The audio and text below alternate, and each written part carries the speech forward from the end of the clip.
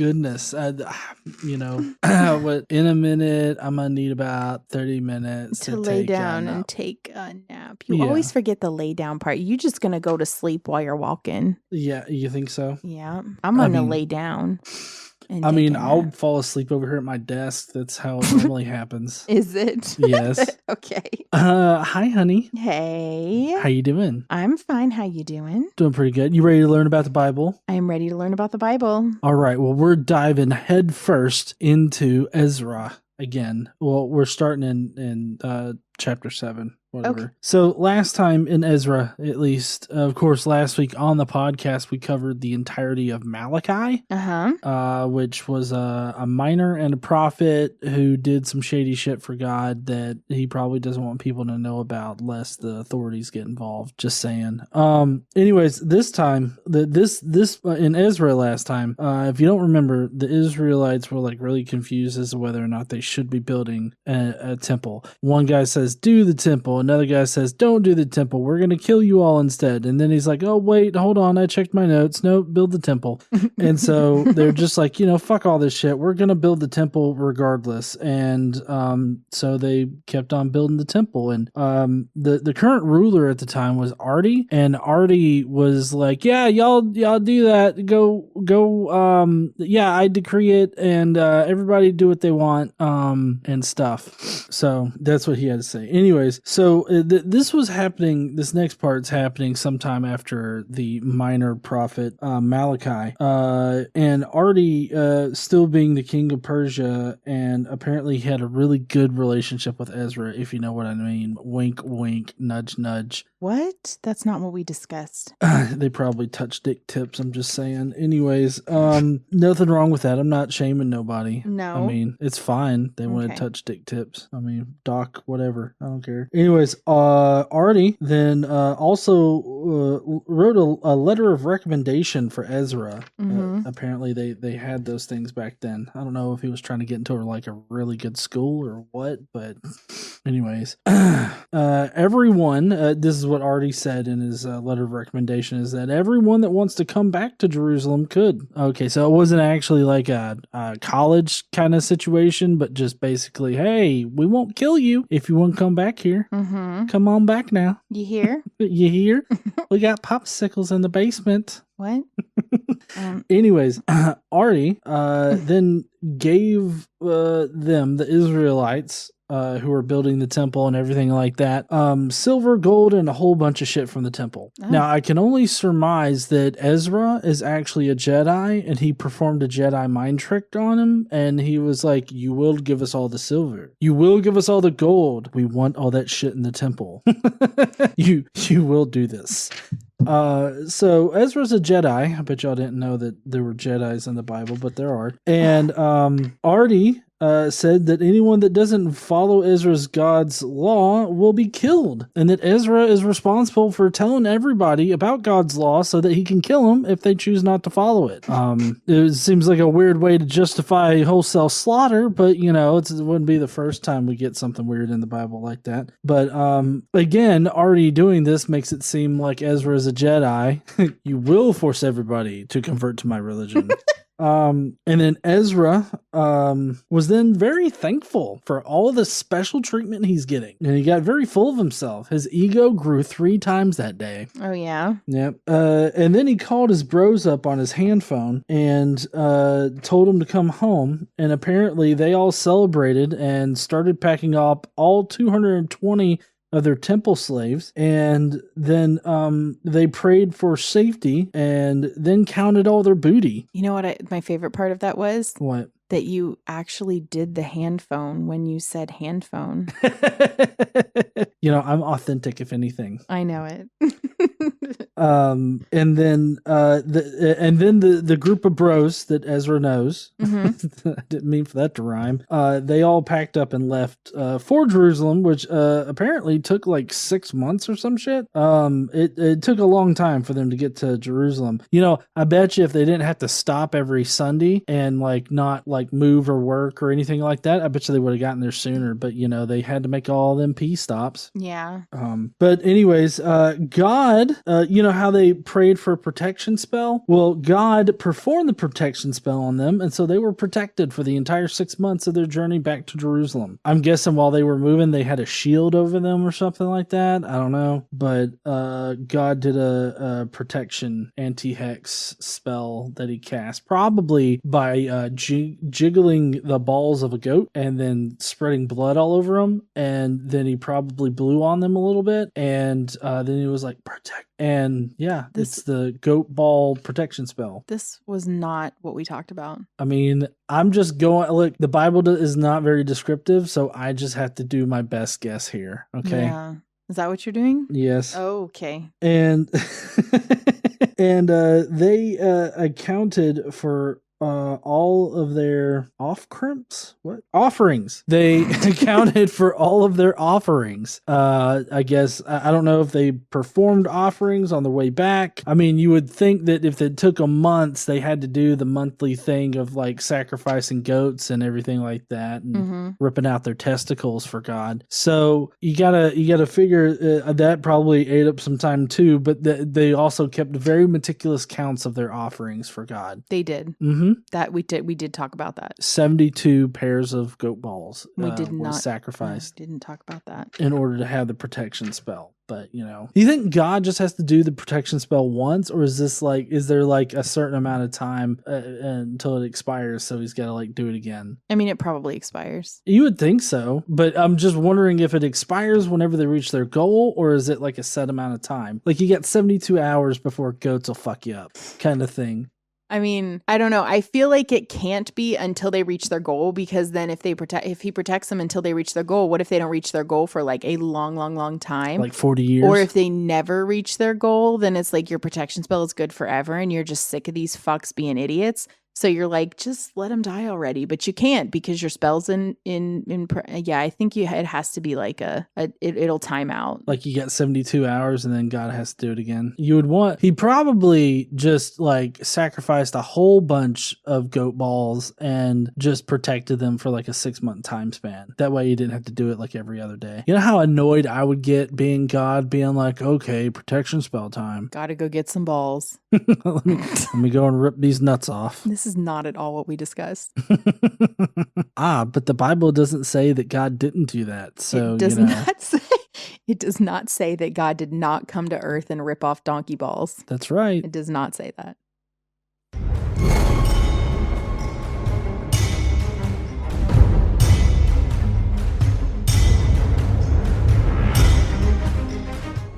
What's up, heathens? How y'all doing? Hey, guys. So John and I talked during the break and decided that perhaps, well, not necessarily decided, but came to the realization after, how many episodes are we in, John? This is 235. After 235 episodes, that perhaps this podcast is not for Christians. No, I mean, thoughts? I feel like ripping goat balls off of the goat, ripping a goat's balls off in order to cast a protection spell. God doing it. God doing it. Might be a little too graphic for Christians. Maybe. I mean, to be fair, we didn't really start this off for them. No, we didn't. But I kind of feel like our podcast is just like literally reading the Bible, while Christians have like the very, those little pocket Bibles that just have portions of verses in them. Yes. I feel like that is what most, like, even though they have the full Bible, they just read like the specific sections that their pastors tell them. So they don't get the full weight of the donkey balls. Well, even if they read the full thing, I still think they're indoctrinated with so many apologetics that it's, and the whole God works in mysterious ways and never gives you more than you can handle. And there's always this like spin on stuff. And like, we just do it without that. We put our own spin on it, which is a bit more honest. I mean, come on. Look. I mean, you put your own spin on it. Well, look, what's more interesting, God being like, you art thou protected? Or God ripping off some goat balls and sprinkling some blood from the goat balls on the Israelites and then granting them protection powers? Like, I feel like my version is probably closer to truth if You- God exists. Your version is certainly more entertaining, if nothing else. Yes. I mean, people are definitely going to remember that the Jews that were coming back to Jerusalem at Ezra's request were protected by God. I mean, whether or not they include the donkey balls is up to y'all. But they'll be likely to remember that happened because of the donkey ball story. Because they'll have to probably stop themselves when they try to explain it to somebody. Well, you see, God ripped off the donkey ball. I mean, God provided protection. I mean, I can't disagree with you there that it's certainly more memorable. Yeah, I think so. Well, you ready to start? Yeah. Okay. So when we left off in Ezra, the king was we had Darius the king, right? And he decreed that the Israelites were to continue building the temple, right? Right. Because that was something that was already written, whatever. So that's what they were doing. Now, I don't think that this was Darius the drunkard, right? This was a different Darius. Right. Not the drunk one. Okay. So now the king in Persia is Artaxerxes. Yeah, Artaxerxes is the king of Persia. Sorry, it's hard to keep all the different, like what they call the areas at the different times. So right now the king is Artaxerxes. We're starting Ezra chapter 7. You ready to go? Yeah. Let's get into it. In time, according to this particular book, the Daily Bible, we are at around 458 BCE. Okay? Okay. All right. After these things, and this is the Israelites being told they should continue building the temple, and they'll also be provided like from the treasury whatever they need, right? To do so. Okay. After these things, during the reign of Artaxerxes, king of Persia, Ezra, son of Seraiah, son of Azariah, the son of Hilkiah, the son of Shallum, the son of Zadok, the son of Ahitub, the son of Amariah, the son of Azariah, the son of Meraioth, the son of Zerahiah, the son of Uzzi, the son of Buki, the son of Abishua, the son of Phinehas, the son of Eleazar, the son of Aaron, the chief priest. This Ezra came up from Babylon. So I get that they're looking to trace this guy back to Aaron, right? Like, I get that's the point. Yes.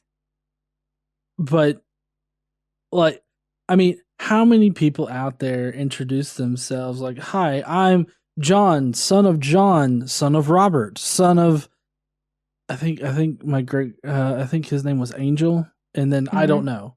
Like, that's as far as I've looked back, okay? Well, then you're just fucking slacking, because unless you can go back about 35 fucking grandfathers, you're just a noob. Yeah, apparently I am. But, I mean, my point is, it's like, oh, I don't know who you are. Well, I'm the son of the son of the son of the son of the son of the son. As if that person's going to have any fucking idea. Oh, I forgot. I looked on my ancestry and I saw all that, and that's what made me remember who the fuck you are. Oh, yeah. Yeah, your great grandfather told me about you. What? Like, I don't know. This seems ridiculous. But yes, they're tracing back to Aaron, right? So we know, because he is an ancestor of Aaron, according to this, that Ezra would be a Levite, right? Right. Okay. So he was the teacher, he being Ezra. He was a teacher well versed in the law of Moses, which the Lord, the God of Israel, had given. The king had granted him everything he asked, for the hand of the Lord his God was on him. Some of the Israelites, including priests, Levites, musicians, gatekeepers, and temple servants, also came up to Jerusalem in the 7th year of King Artaxerxes. This is a copy of the letter King Artaxerxes had given to Ezra the priest, a teacher of the law, a man learned in matters concerning the commands and decrees of the Lord for Israel. Artaxerxes, king of kings, to Ezra the king of kings. I think that's interesting. They call Artaxerxes king of kings. Yeah. To Ezra the priest, teacher of the law of the God of heaven. Greetings. Now, I love how greetings. Greetings. Greetings, earthling. Now, I decree that any of the Israelites in my kingdom, including priests and Levites who volunteer to go to Jerusalem with you, may go. You are sent by the king and his 7 advisors to inquire about Judah and Jerusalem with regard to the law of your God, which is in your hand. Moreover, you are to take with you the silver and gold that the king and his advisors have freely given the God of Israel, whose dwelling is in Jerusalem, together with all the silver and gold you may obtain from the province of Babylon, as well as the freewill offerings of the people and priests for the temple of their God in Jerusalem. With this money, be sure to buy bulls, rams, and male lambs, together with their grain offerings and drink offerings, and sacrifice them on the altar of the temple of your God in Jerusalem.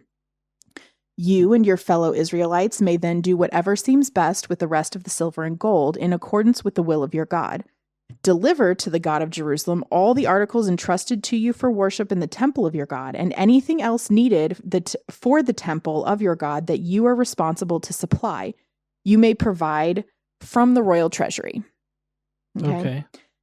Now I, King Arty Xerxes, decree that all the treasures of Trans-Euphrates are to provide with diligence whatever Ezra the priest, the teacher of the law of the God of heaven, may ask of you, up to, all right, so we're ready, up to 100 talents, which is about 3 3/4 tons of silver, 100 cores, which is about 18 tons or 16 metric tons. I don't even know why we can't use the same unit of measurement. This is absolute bullshit. Yeah, I don't know. This talent thing is like really... We have talents. Then now we have 100 cores of wheat, and that's about 18 tons. 100 baths, which is about 600 gallons of wine, and 100 baths of olive oil, and salt without limit. Salt without limit. You can have as much salt as you want, but don't tell your cardiologist. No, that shit'll fuck you up. Like, you'll die. I mean, I don't... But also, how crazy is it that they came up with baths? It's like, how much do you want? Just fill up a whole bathtub full. Yeah, 100 of them, and that's about 600 gallons. Yeah, do it. Mm-hmm. Just do it. I don't care how crazy my measuring system is. Fucking do it. Okay, so I like when I throw you off like that. All right, so all the salt. Whatever the God of heaven has prescribed, let it be done with diligence for the temple of the God of heaven. Why should his wrath fall on the realm of the king and his sons? So he's afraid, right? He's doing all this because he's like, I don't want his fucking wrath. Take as much shit as you want, up to this much, but all the salt. Just all the salt. All the salt. Take it all. Because you don't want to have unsalted meat. Like, that's no good, right? I guess not. Okay. You are also to know that you have no authority to impose taxes, tribute, or duty on any of the priests, Levites, musicians, gatekeepers, temple servants, or other workers at this house of God. So this sets up the whole idea of 501c3s. Oh. Mm-hmm. You can't impose taxes on priests, Levites, musicians, gatekeepers, temple servants, or other workers at a house of God. Mm-hmm. Okay. And you, Ezra, in accordance with the wisdom of your God, which you possess, appoint magistrates and judges to administer justice to all the people of Trans-Euphrates, all who know the laws of your God. And you are to teach any who does not know them. Whoever does not obey the law of your God and the law of the king must surely be punished by death, banishment, confiscation of property, or imprisonment.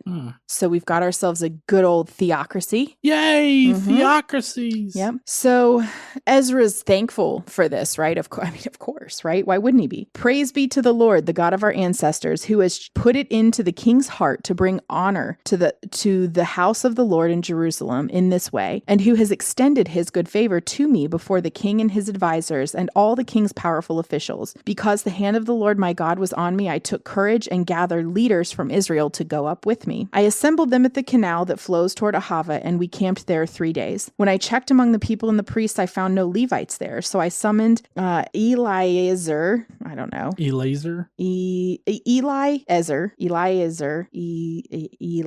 I don't know. Ariel, Shemaiah, Elnathan, Jerub, Elhyphen Nathan, Zechariah, and Meshullam, who were leaders, and Joyarib and Elnathan, who were men of learning. So I ordered them to go to Edo, the leader in Casiphia. So we have, among other people, Elnathan, Elhyphen Nathan, and Elnathan. Right. So there's a lot of fucking Nathans. Yeah. And I don't understand why one is like clearly one of these men is from Krypton. Mm-hmm. The L one. Well, there are 3 L ones, but one is hyphenated. That one. That one is from Krypton. That's how we know. Mm-hmm. Right. And the one that's just Nathan is he just dropped the L in the beginning to be cool, I guess. Or maybe he just didn't want to be like all the other L Nathans. Mm-hmm. So no, anyway. yeah, I totally get that. Mm-hmm. I mean, right now, currently on my at work on my development team, mm-hmm. there were, one of them just left. There were like 4 different Johns. Yeah. Yeah, it was pretty confusing. I just always go by Gleason now. Like that's just like that's my first name. Just say Gleason, and I know who you're talking to.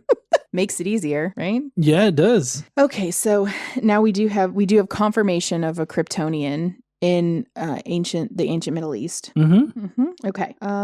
So they ordered them to go to Edo, the leader in Casiphia. I told them what to say to Edo and his fellow Levites, the temple servants in Casiphia, so that they might bring attendance to us for the house of our God. Because the gracious hand of our God was on us, they brought us to Sherebiah, a capable man from the descendants of Mali, son of Levi, the son of Israel, and Sherebiah's sons and brothers, 18 in all, and Hashabiah, together with Jeshaiah from the descendants of Merari, and his brothers and nephews, 20 in all. They also brought 220 of the temple servants, a body that David and the officials had established to assist the Levites. All were registered by name. God damn. 220 slaves? Temple servants. Psh, we know it's slaves. You think they had like an option to be servants? I don't think so. Some people like to serve. What is it like? The lady from Georgia says, praise be for all of the Native Americans who sacrificed their lives so that white folk could take their land and have a better life here. Under his eye. Ridiculous. Anyway, we don't even have to get into that. That is for the Skeptic Mafia podcast. Yeah. Did you mean to sound like you were coming from Gilead there at the beginning? Okay, good. I'm glad I caught that. You did. You're on it. I'm not stupid sometimes. No. Are you ready to continue though?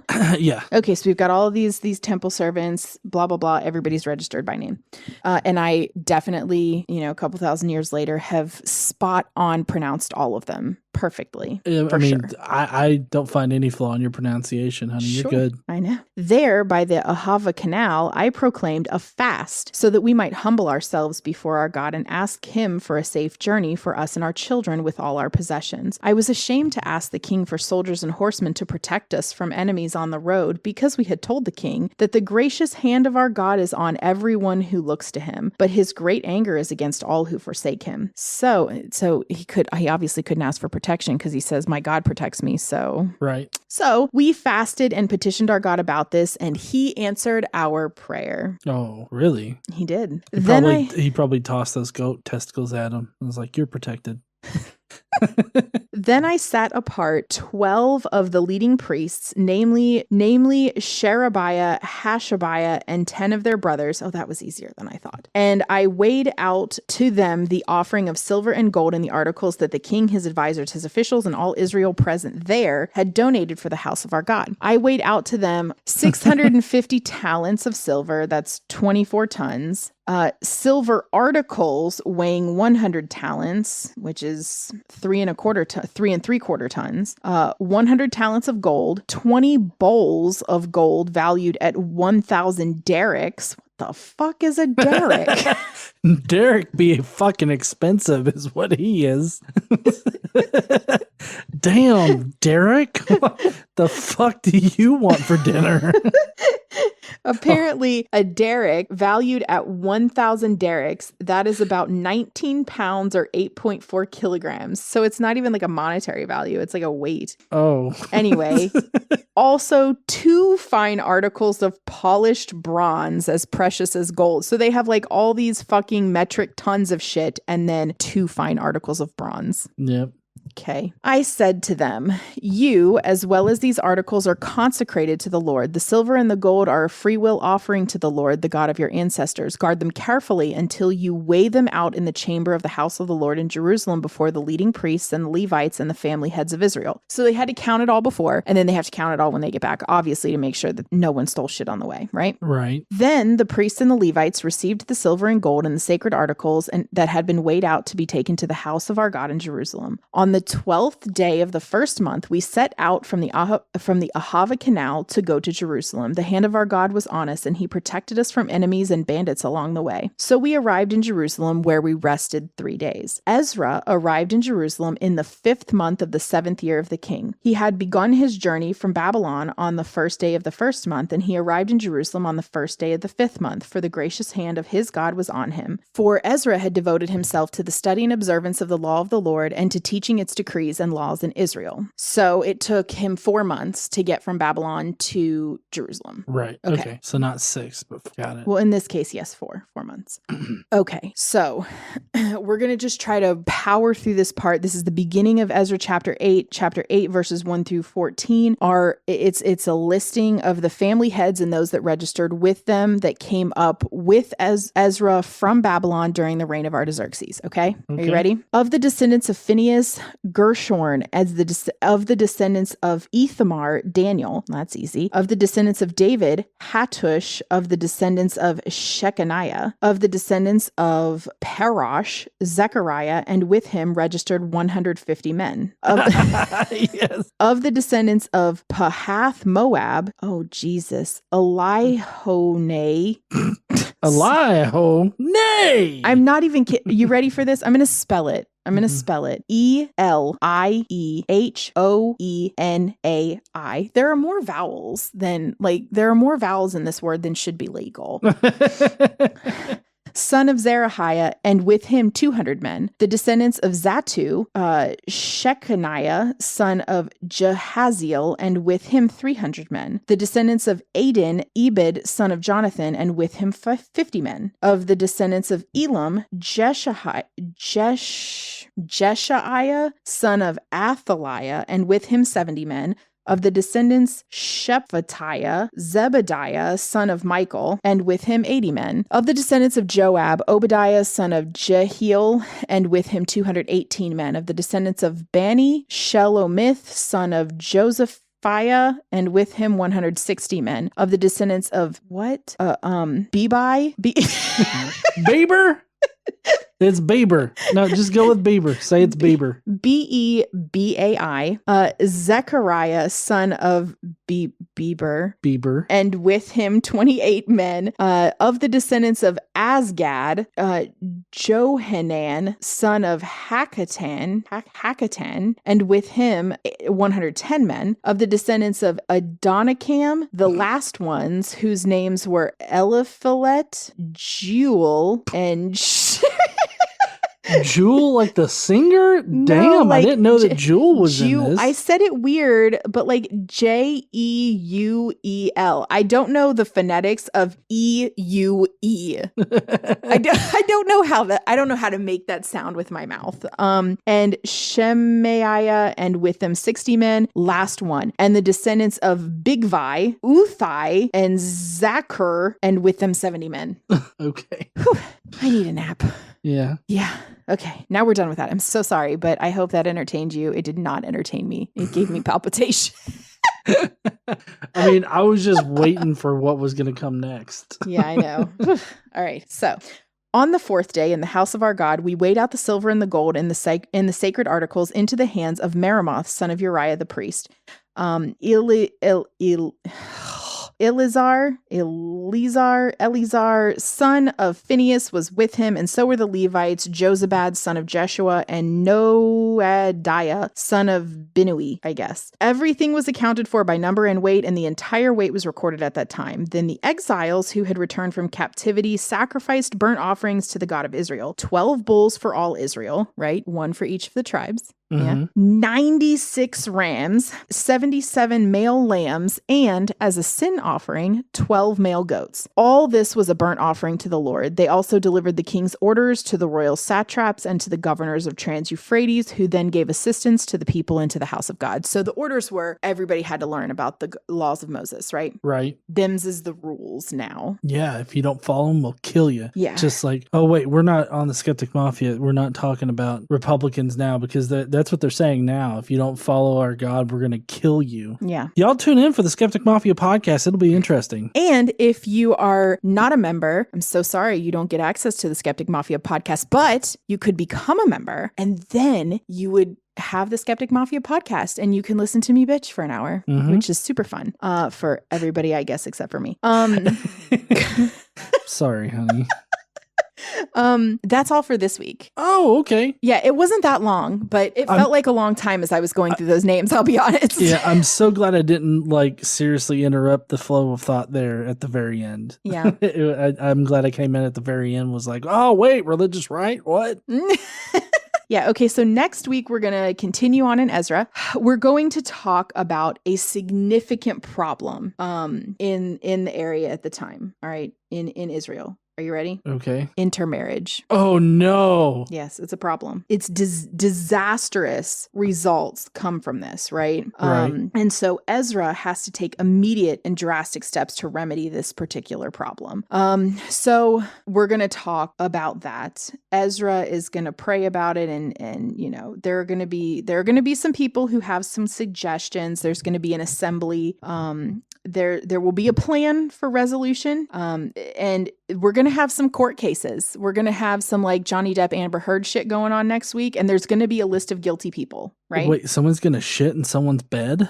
I mean, we never know what's going to happen in intermarriage, right? Right. So it's disastrous. Disastrous. So we're going to have a list of guilty people who, oh, Jesus. Oh, my God. I'm so sorry. This is a very long list. Basically, all next week is just going to be talking about this. And then we're going to have a much longer list of names than we did today. Oh, wow. Of all the people who were guilty of taking foreign wives. Oh, they're fucked. But you know what's interesting is, you know, they for the longest time they would go to battle with these other nations, and then they would kill all the men and take the women as their wives. And like, that was the thing they were supposed to do. That was like, you know, God said, that's cool, do that. And now marrying of course, I think that we'll have to kind of distinguish, because if they're taken in and like integrated into their society, I don't think they're any longer considered foreign women. But if they continue, like if they keep their own culture and their own you know what I mean, then they're considered. So I think we're going to have to do a little bit of defining things a little. Okay. Yeah. So that's what we're going to do next time on the Bible. Yay. I can't wait for that.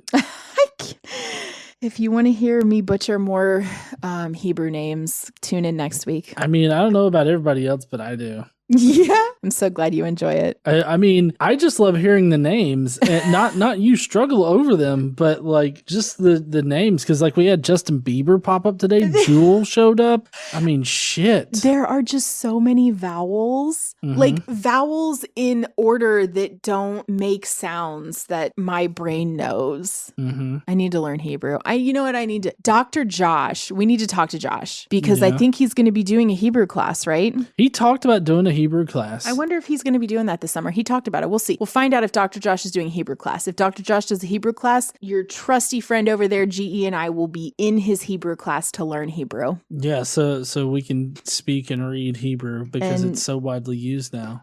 And maybe not butcher all of the Hebrew. Maybe I can learn how these vowels make sense together. All right, so there we have it. That's all for today, folks. All right. Well, we'd love to hear what you guys think, you heathens think, down below in the comments. We normally go through the comments a little bit and respond sometimes or not. And if if you will, please let us know what you thought about today's Bible study. How do you feel about all these names? How do you feel about Ezra being such good friends with Arty Xerxes, ruler guy? Let us know down below. We'd love to hear from y'all. While you're down there, though, why don't you smash that like button and subscribe if you like Bible studies like this. It's not for everybody, but for those who are entertained, I'm sure that you're very entertained. And as always, don't forget to stand up and use your voice. Bye, heathens. Bye, y'all.